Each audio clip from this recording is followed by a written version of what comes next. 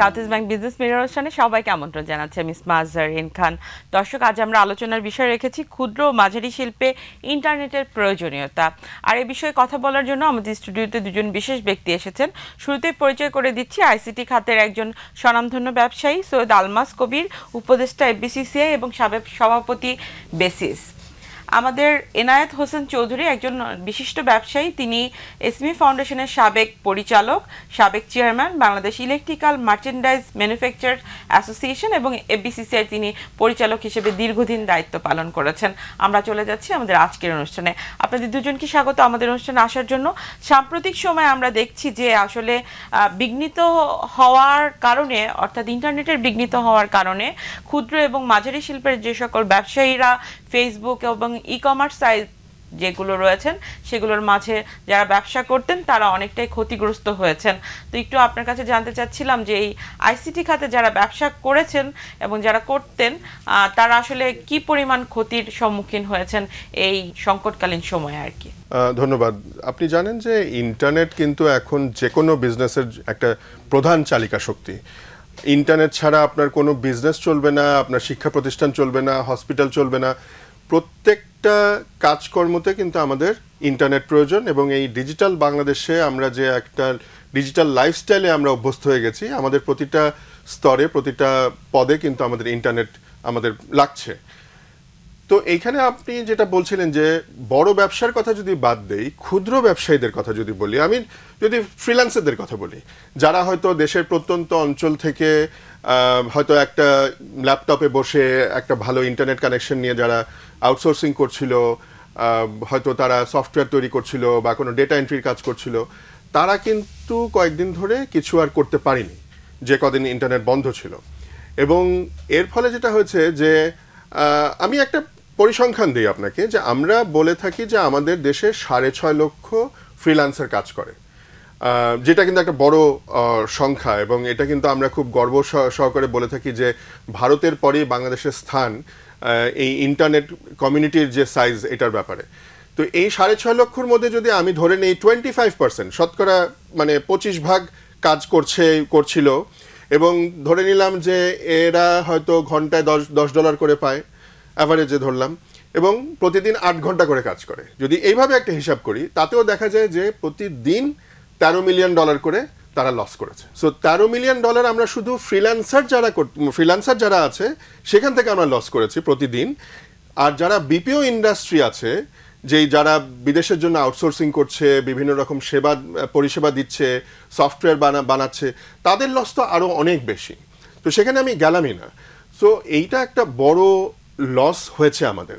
আরেকটা হচ্ছে যে আমাদের যারা কমার্স করছে, ফেসবুক ভিত্তিক কমার্স করছে বা ই কমার্স করছে, আপনি এদের একটা অবস্থাটা চিন্তা করেন যে আমাদের প্রতিদিন এই যখন এই ঝামেলাগুলো শুরু হলো, এর আগে কিন্তু দেখা যাচ্ছিল যে প্রতিদিন আমাদের গড়ে 7 থেকে 8 লক্ষ ডেলিভারি হচ্ছিল সারা দেশে, ই কমার্স বলেন, ফর্মাল এবং ইনফর্মাল সেক্টর মিলিয়ে। তো প্রতিটা ডেলিভারিতে যদি আমি অ্যাভারেজে ধরি 500 টাকার একটা টিকিট সাইজ, তাহলে কিন্তু 40 কোটি টাকা পার ডে ফিগার।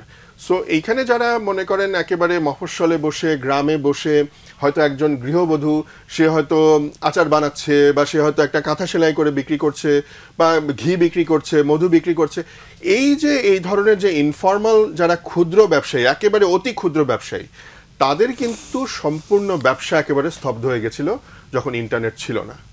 সো এইটা আমার মনে হয় একটা বড় ক্ষতি। কিন্তু এই সব কিছু বলার পরেও আমার মনে হয় সবচাইতে বড় যেটা ক্ষতি যেটা হয়েছে সেটা হলো বিদেশে ক্লায়েন্টদের কাছে আমাদের ইমেজ সংকট। বিদেশের ক্লায়েন্টরা আমাদের উপরে আর ভরসা করতে পারবে কিনা আমি যথেষ্ট সন্দেহ আছে। কেননা আমি বেশ কয়েকজন, যে কোনো দেশে যে কোনো সময় যে কোনো দুর্যোগ বিপর্যয় আসতেই পারে, সেটিও তো তারা বিভিন্ন সংবাদ মাধ্যম এবং বিদেশি সংবাদ মাধ্যমের মাধ্যমে সেই তথ্য পেয়েছে। তো সেটি তো সংকট আমাদের বারংবারই আসে এবং আমরা মোকাবেলাও করি, সেটিও আমরা কাটিয়ে উঠি। আমি একটু আপনার কাছে জানতে চাই, যেহেতু আপনি এসএমই খাতের নেতৃত্ব দিচ্ছেন এবং আপনি নিজেই একজন ব্যবসায়ী, সো আপনি জানেন যে আসলে এসএমইদের কত ধরনের সমস্যার মধ্যে দিয়ে যেতে হয়। তো এরকম একটি সময়কালীন আমরা দেখেছিলাম সকল প্রকার দোকানগুলো বন্ধ ছিল, এবং এই ধরনের দোকান এবং যারা ইনফর্মাল ব্যবসার সাথে জড়িত, অর্থাৎ যাদের ট্রেড লাইসেন্স নেই, যারা ফেসবুকে ব্যবসা করে, তারাও কিন্তু দেখা গিয়েছে যে এই সময়কালীন তাদের সকল রকম আয়ের পথটা বন্ধ ছিল, এবং পাঠাও থেকে শুরু করে যে ডেলিভারি, যে সকল ছেলেমেয়েরা আর কি আপনার ফ্রিল্যান্সিংয়ের সাথে জড়িত ছিল, তারাও কিন্তু এই ধরনের ব্যবসার সাথে কোনো কাজ করতে পারেনি বা আয়ের কোনো পথ ছিল না। তো মূল্যস্ফীতির এই সময়ে এসএমইদের আসলে কি ধরনের সমস্যার মধ্য দিয়ে যেতে হয়েছে, এবং এই সংকটকালীন সময়ে আপনার মতামত কি? এই সমস্যার আগেই এসএমই আর অনেক নানাবিধ সমস্যায় জর্জরিত, এই কারণে যে ব্যাংক ইন্টারেস্ট বেড়েছে সিঙ্গেল ডিজিট থেকে এখন এটা 13, 13.5, 14% পর্যন্ত ব্যাংকে ইন্টারেস্ট দিতে হচ্ছে। এসএমই তার যে ফাইন্যান্সের যে ব্যাংকের তার অ্যাক্সেসটা, সেইখানেই একটা প্রচণ্ড দুর্বলতা ছিল।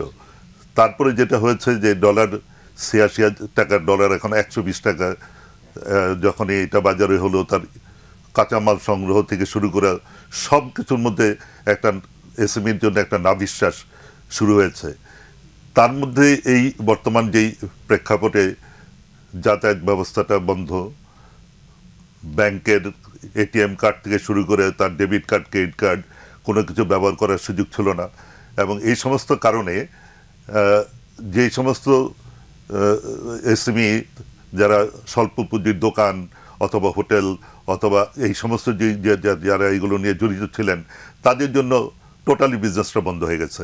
আমি শুধু এখানে মানে ট্রেড বা দোকান বা এটা নিয়ে কথা বলছি না, আমি যে ইন্ডাস্ট্রির দিকে তাকাই, এসএমই ইন্ডাস্ট্রিগুলো এখন একটা দিন যদি তার বন্ধ থাকে, তার সব খরচগুলো কিন্তু চালু থাকে, প্রত্যেকটা তার এমপ্লয়মেন্ট, তার কর্মচারী বেতন, যারা ব্যাংক ইন্টারেস্ট লোনে আছে তাদের ব্যাংকের সুদ, তারপর তার যদি বিক্রয় করার মতো সুযোগ না থাকে, বাজার বন্ধ থাকে, তাহলে এই ক্ষতিটা পূরণ করা, তার 1 মাসের ক্ষতি পূরণ করতে 1 বছরের পক্ষে সম্ভব না, কারণ তাকে বিভিন্ন প্রতিকূলতার মাধ্যমে এসএমই এখন চলছে, ইন্ডাস্ট্রিগুলো চলছে। আপনার যে সমস্ত প্রোডাক্ট ইম্পোর্ট হয়, সেখানে হঠাৎ ডলারের দাম বাড়ার কারণে বাজারে র মেটেরিয়ালসের স্বল্পতা, বাজার থেকে সঠিকভাবে র মেটেরিয়াল তারা কিনতে পারছে না, আবার একইভাবে যেটা তৈরি পণ্য ইম্পোর্ট হয়ে আসে তার সাথে তাকে প্রতিযোগিতা করতে হচ্ছে। সোজা যে বিষয়টা আমরা যদি এটার অবস্থা গভীরে যাই, এসএমই অত্যন্ত সংকটের মধ্যে তার সময় যাচ্ছে, অত্যন্ত সংকটের মধ্যে। আমরা এমনও দেখেছি যে সমস্ত দেশ থেকে এই দেশে এসএমই পণ্যগুলো মূলত আসে, তার একটা বড় অংশ আসে চায়না থেকে। চায়না থেকে যে মাল আসে, আমরা ইদানিং দেখেছি যে চায়নার অনেক কোম্পানি তারা বাংলাদেশে অবস্থান করছে, কিন্তু তার বাংলাদেশে বিনিয়োগ করছে না, তারা কোনো ইন্ডাস্ট্রির সাথে জয়েন্ট ভেঞ্চারে কোনো ইন্ডাস্ট্রি করার মতো কোনো আগ্রহ তার দেখাচ্ছে না, কিন্তু তারা নিজেরা পণ্যটা আমদানি করে এনে এখানে থেকে আবার সেগুলো বিভিন্ন ট্রেড হাউসগুলোর সাথে বিক্রি করছে। মানে সব কিছু নিয়ে এসে নিয়ে একটা আমি তো মনে হয় একটা নাবিশ্বাস তাদের উঠে গেছে, তাদের অস্তিত্ব থাকবে কিনা এটা নিয়ে আমি এখন এই মুহূর্তে সন্দেহ করি।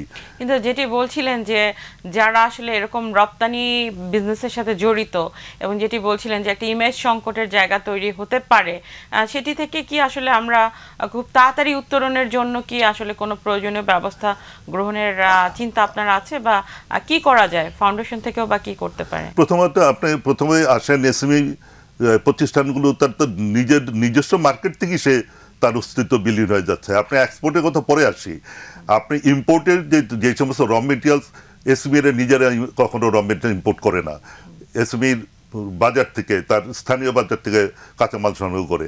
কিন্তু যারা ইম্পোর্ট করে, যে সমস্ত কোম্পানিগুলো তারা কাঁচামাল সংগ্রহ করে, ইম্পোর্ট করে এবং এখানে লোকালি বিক্রি করে, তো এখানে তাদের ডলার দাম বৃদ্ধির কারণে র মেটেরিয়ালের দাম বেড়ে গেছে।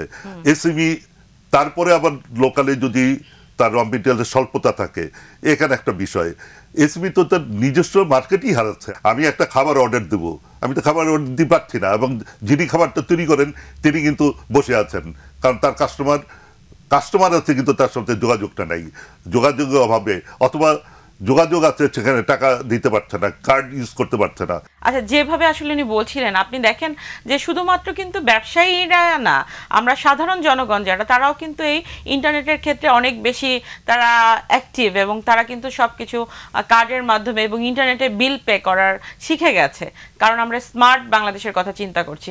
তো আমাদের তো আসলে এই যে সংকটকালীন সময়, এখানে তো আমাদের একটা শিক্ষা দিয়ে গেছে যে আমাদের ইন্টারনেট থাকার পাশাপাশি ম্যানুয়ালিও আমাদের চর্চাটা থাকতে হবে, না হলে আমাদের গ্যাসের লাইন বিঘ্নিত হচ্ছে, আমাদের ইলেকট্রিসিটি বিঘ্নিত হতে পারে, এবং এরকম বিপর্যয় তো আমাদের বন্যা, খরা বা অন্যান্য দিক থেকেও তো বিপর্যয় আসতে পারে, তখন আমাদের ইন্টারনেট বিঘ্নিত হতে পারে। সেটি নিয়ে কি আপনি মানে এই যে ঘটনাগুলো ঘটে গেল, এটি নিয়ে কি আগামীতে চিন্তা করবেন কিনা? জি, আপনি যেটা বলছেন যে একটা প্যারালাল সিস্টেম যাতে আমরা মেনটেন করি, যে হয়তো একটা আমাদের যে ডিজিটাল যে সিস্টেম থাকবে, অনলাইন যে সিস্টেম থাকবে, সেটার সাথে একটা ম্যানুয়াল সিস্টেম মেনটেন করা, সেটা করা যেতে পারে কিছু কিছু ক্ষেত্রে, কিন্তু অনেক ক্ষেত্রে আবার করা যাবে না।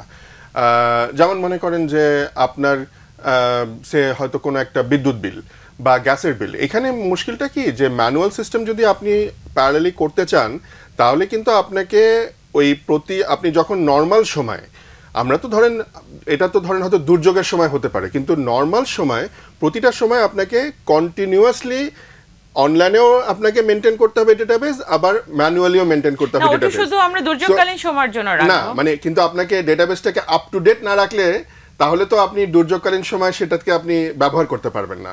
দেখা গেল যে আপনার ডেটাবেসটা হয়তো আরো 2 বছর আগের পুরনো, আপনি ওটাকে আর আপডেট করেন নাই। সো সুতরাং কন্টিনিউয়াসলি আপনাকে আপডেট রাখতে হবে, এটা করা যেতে পারে। এটা নিয়মটা হচ্ছে সারা পৃথিবীতে যেটা স্ট্যান্ডার্ড, সেটা হচ্ছে যখন আপনি অটোমেশনে যান, প্রথম 3 থেকে 6 মাস এবং কোনো কোনো ক্ষেত্রে 1 বছর পর্যন্ত আপনি 2টা সিস্টেম প্যারালালি রান করতে হয়, কিন্তু পরবর্তীতে আপনি পুরোপুরি অনলাইনে শিফট করে যেতে পারেন। আমাদের বরং অন্যভাবে একটু চিন্তা করা যেতে পারে, সেটা হচ্ছে যে ইন্টারনেট। আমরা আরো শুনবো, আমরা একটা বিরতিতে যাই, বিরতির পর আবারও ফিরছি। দর্শক, আমরা একটা বিরতিতে যাচ্ছি, বিরতির পর আবারও ফিরছি south east bank business mirror অনুষ্ঠানে। বিরতির পর আবারও আমন্ত্রণ জানাচ্ছি south east bank business mirror অনুষ্ঠানে। আপনি বলছিলেন, যেটা আমি বলছিলাম যে আমরা একটু অন্যভাবে চিন্তা করি, যে ইন্টারনেট যে আমাদের বিঘ্নিত হলো, বা এর আগেও কিন্তু হয়েছে। আপনার মনে আছে কয়েক মাস আগে আমাদের এখানে মহাখালীতে খাজা টাওয়ারে আগুন লেগেছিল, এবং তখন কিন্তু ইন্টারনেট বিঘ্নিত হয়েছিল। তারও আগে বেশ কয়েকবারই কিন্তু আমাদের সাবমেরিন কেবল কাটা পড়েছিল, তখন ইন্টারনেট বিঘ্নিত হয়েছিল।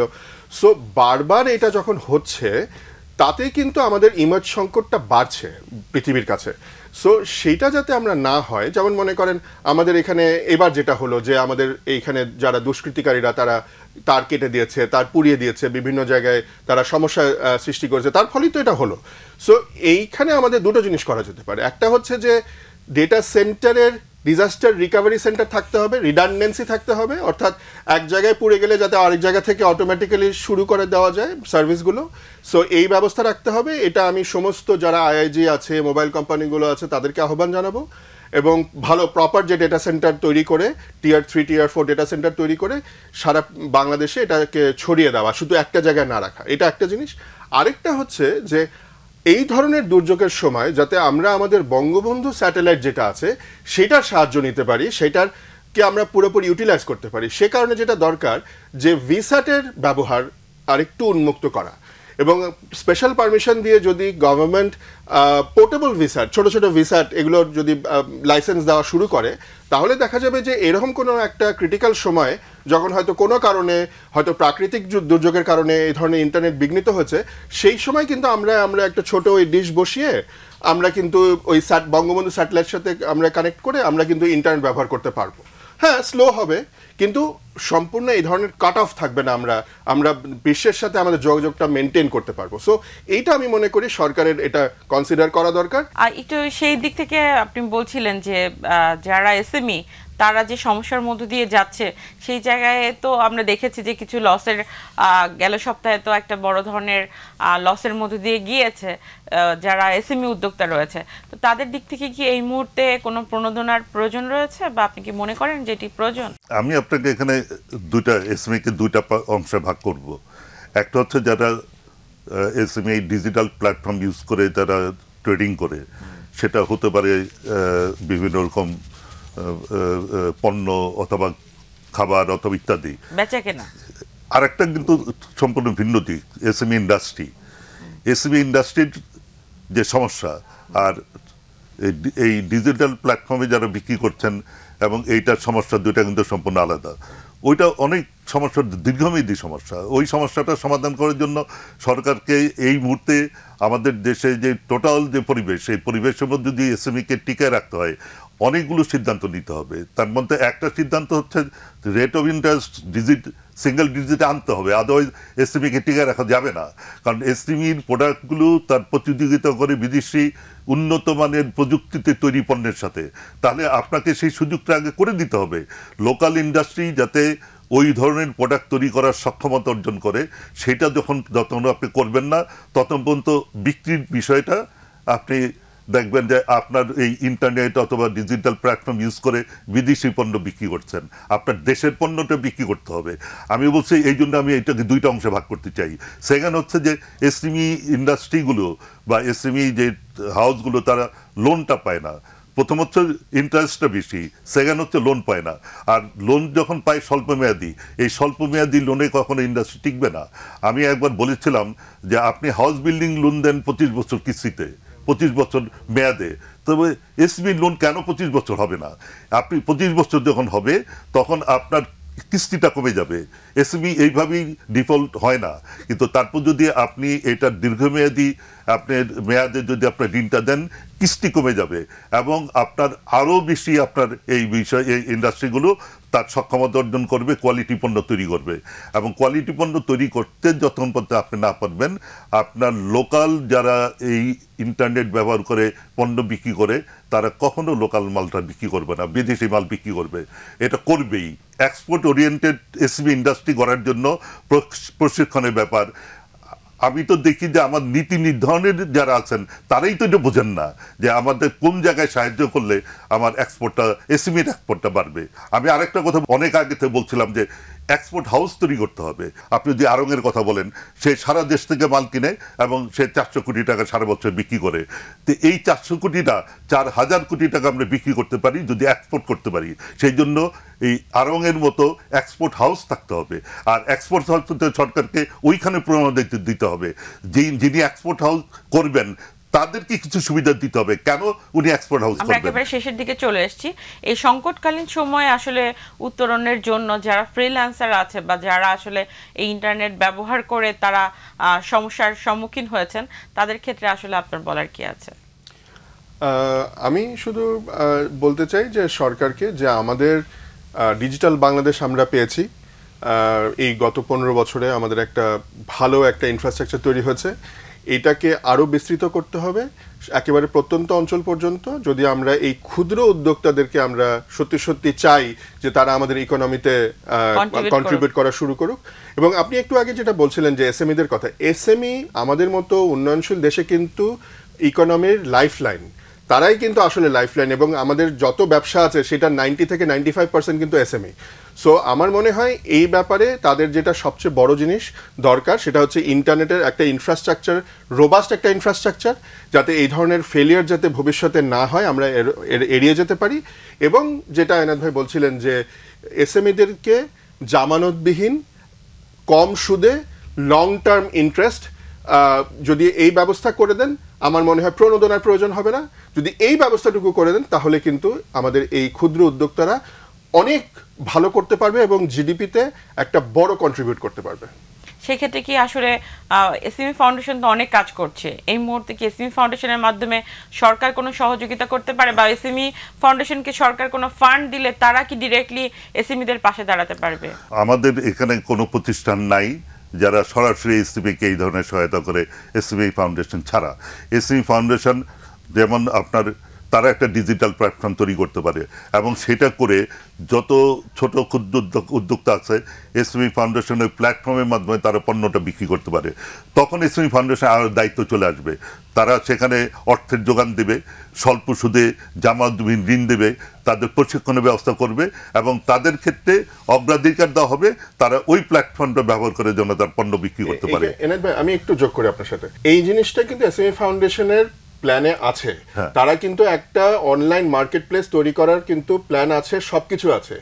যে সরকার এটুআই থেকে কিন্তু একশপ নামে একটা মার্কেট প্লেস তৈরি করেছে ফর এসএমই, এবং আপনি যেটা খুব রাইটলি বললেন যে প্রশিক্ষণের জন্য আলাদা ফান্ড থাকা দরকার, এগুলো কিন্তু করছে, কিন্তু আমার যেটা মনে হয় যেটা যথেষ্ট না, এটা আরও করতে হবে। আরেকটা জিনিস একটু যোগ করি, সেটা হচ্ছে যে আমাদের যে ইনফর্মাল সেক্টরে যারা কাজ করেন সেখানে কিন্তু 50% হচ্ছে নারী উদ্যোক্তা। সো নারী উদ্যোক্তাদেরকে যদি আমরা আরও উৎসাহ দিতে চাই, এইখানে আমাদেরকে তাদেরকে একটা ভালো প্রণোদনার প্রয়োজন নেই, তাদেরকে ভালো সাপোর্ট দিতে হবে। 1 নম্বর হচ্ছে এই ইনফ্রাস্ট্রাকচার সাপোর্ট দিতে হবে, 2 নম্বর হচ্ছে ব্যাংকের সাপোর্ট দিতে হবে, এবং 3 নম্বর হচ্ছে পলিসিগত সাপোর্ট দিতে হবে। এইটা যদি আমরা করতে পারি, আমাদের নারীর যে এম্পাওয়ারমেন্ট হয়েছে কিন্তু আমাদের আরএমজি সেক্টর থেকে, কিন্তু আমরা তাদেরকে শুধু আরএমজিতে মানে সীমাবদ্ধ না রেখে আমরা যে এই যে উদ্যোক্তা নতুন যে একটা ব্যবসা শুরু হয়েছে ফেসবুক ভিত্তিক, অনলাইন ভিত্তিক, এইখানে মনে হয় নারীদেরকে আমরা আরো বেশি উৎসাহ দিতে পারি যদি এই সাপোর্টটা পাই। সরকারকে কোনো পরামর্শ দিবেন? হ্যাঁ, আমি যেটা উনি এখনো বললেন, যে কথা আমি শুরু করেছিলাম বলার, যে এসএমই ফাউন্ডেশনের পক্ষে এটা সম্ভব। সরকার যদি এসএমই ফাউন্ডেশনকে ফান্ডটা দেয়, ব্যাংক দিবে না, যেহেতু ব্যাংক দিবে না, ব্যাংক বিভিন্ন কথা বলবে, আমি 2 রকমের ইন্টারেস্টে লোন দিতে পারবো না, এবং এসএমই এই প্রতিষ্ঠানগুলো ব্যাংকে যে কোনো সুযোগই তারা সেখানে নিতে পারে না। তার জন্য এই প্ল্যাটফর্মটাকে শক্তিশালী করতে হবে, এসএমই ফাউন্ডেশনকে।